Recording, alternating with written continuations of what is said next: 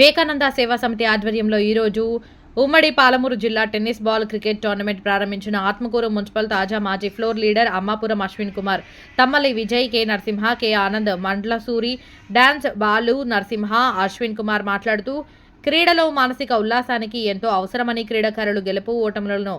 సమానంగా తీసుకుని క్రీడా స్ఫూర్తిని ప్రదర్శిస్తూ మేనేజ్మెంట్ వారికి సహకారం అందించాలని తెలియజేశారు. అనంతరం టోర్నీ నిర్వాహకులు కురుమూర్తి కన్నా మాట్లాడుతూ మొదటి బహుమతి దాతగా శ్రీ బంగ్లా లక్ష్మీకాంత్ రెడ్డి గారు 10,001 రూపాయి మరియు రెండవ బహుమతి దాతగా కొత్తూరు నరసింహ గారు 5,001 రూపాయి అందజేశారని తెలిపారు.